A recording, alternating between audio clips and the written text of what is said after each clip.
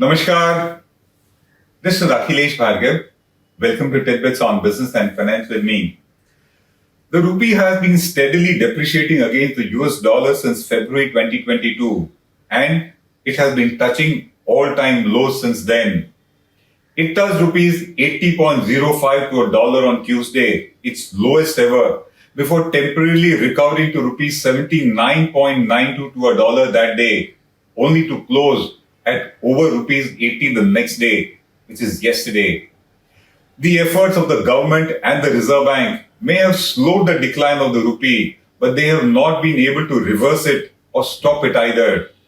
The rupee has depreciated against the dollar by about 7% so far this year, and it is expected to fall by another 3% to touch rupees 82.5 to a dollar by December 2022.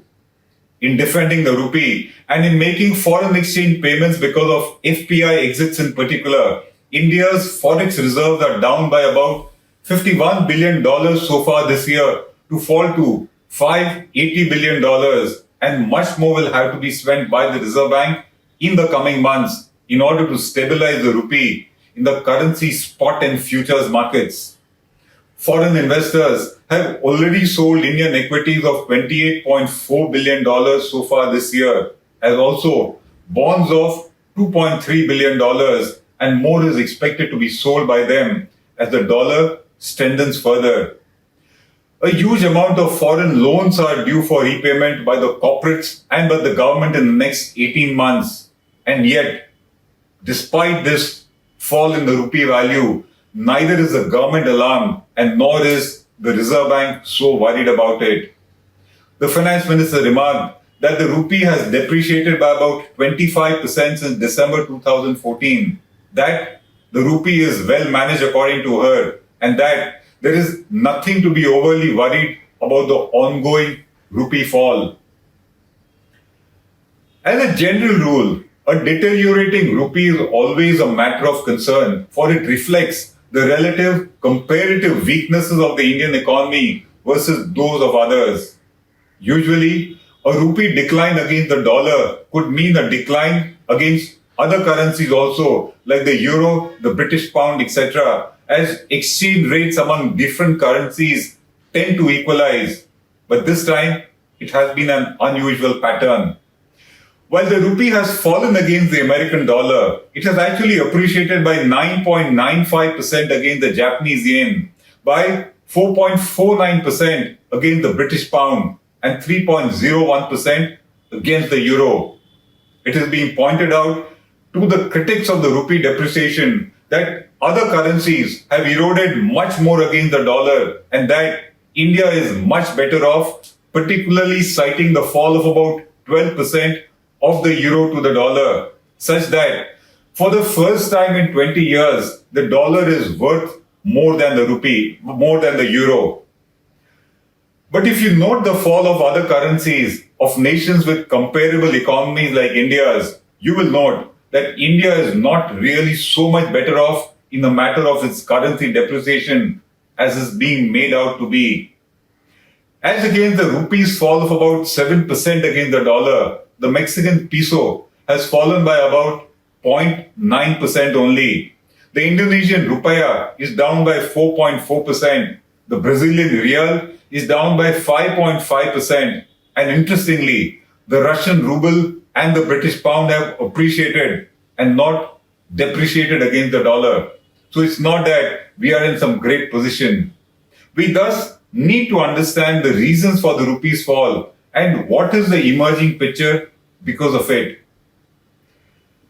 In the absolute short term, the rupee dollar rates tend to be demand supply driven, and since India's current account deficit is always a deficit, the American dollar is more in demand as compared to the rupee, reflecting the premium that the American dollar commands against the Indian rupee. But then in the long run, currency exchange rates reflect the relative strengths, weaknesses, and position of the respective economies, such that the currency of a nation with strong macroeconomic fundamentals tends to be stronger than one with comparatively weak macroeconomic fundamentals. And the economic macros or the parameters and fundamentals that reflect upon the exchange rates of two nations are the comparative size of their GDPs, their respective GDP growth rates, their inflation rates, and the current account deficit or the current account surplus, as the case may be in the case of each nation. These are the parameters or the factors that influence the exchange rates between two currencies primarily. That's the general theory of currency rate adjustments, except when there are extraordinary aberrations like the Ukraine war as we are witnessing, or when nations artificially keep their currency rates low in order to maintain their export competitiveness, as China very often does. But then, these are the most extraordinary and unusual times where these comparative macros do not quite reflect on the exchange rate, because the present state of the Indian economy, if you see, on some parameters like GDP growth rate and inflation is certainly better today as compared to that of the US. And yet, the dollar has consistently appreciated against the rupee, and it continues to do so.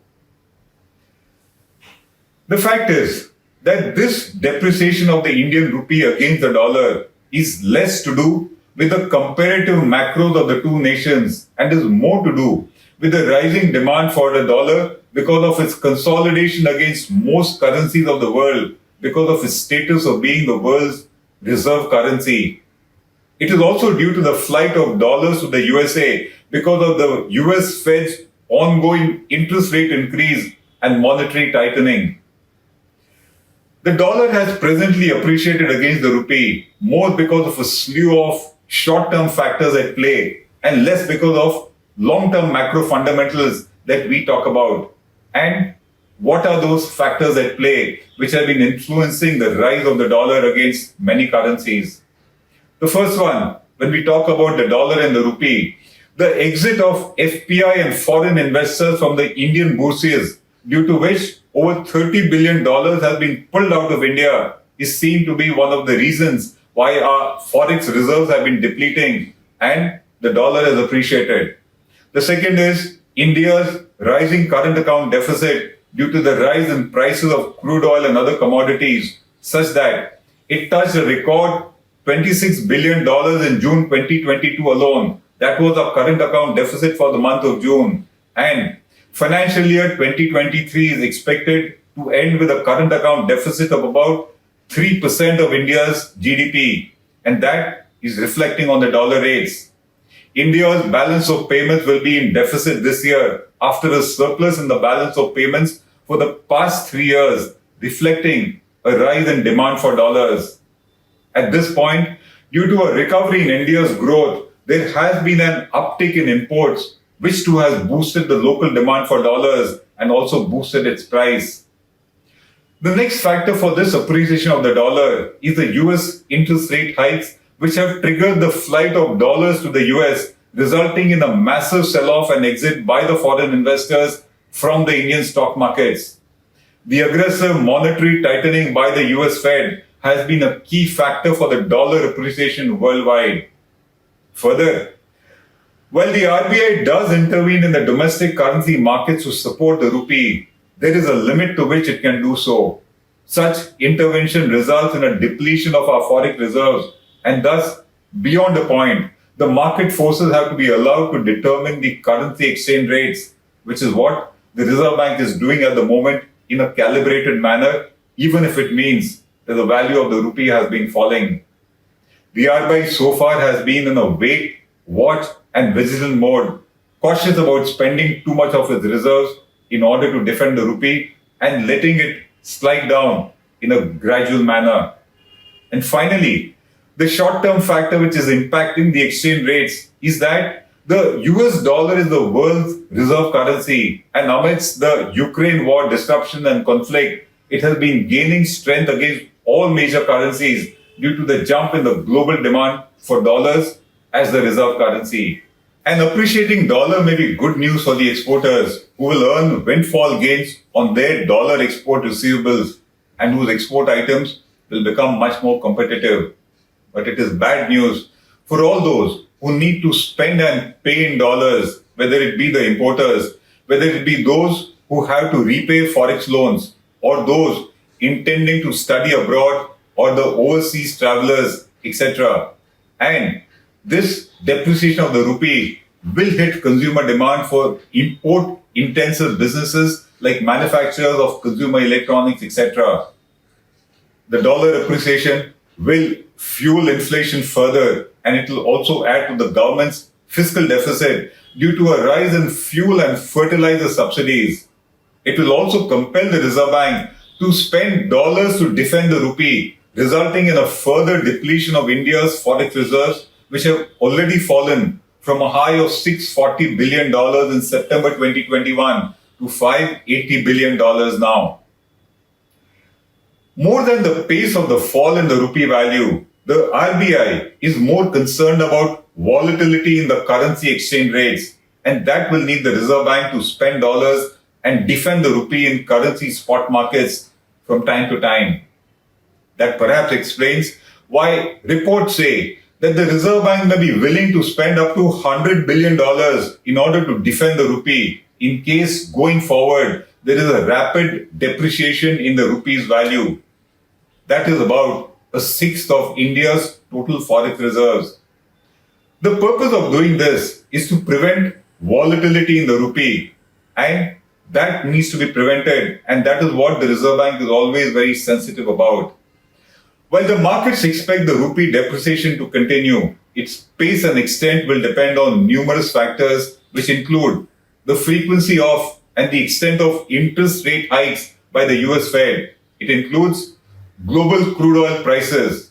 How they shape up is to be seen. It includes the onset of recession in Western markets. That would be a very key factor in influencing the rates as we go forward. It would include the end of the Ukraine war, if it does end.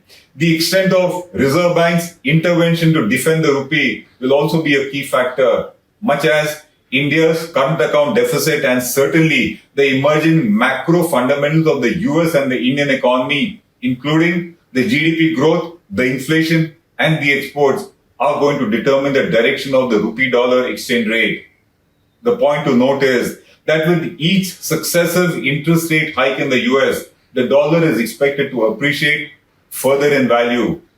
The question is, if that goes on, how long will the Reserve Bank be able to defend and stabilize the rupee despite its massive budgeted war chest of $100 billion as has been spoken about? We think there's a limit to which such intervention works, and the Reserve Bank will need to become aware of the fact that it is better to have forex reserves and let the rupee slide down further if that is what the market forces are determining, rather than keep intervening and try to keep the rupee stronger against a much stronger dollar. This is Akhilesh Bhargava signing off till we meet again. Namaskar.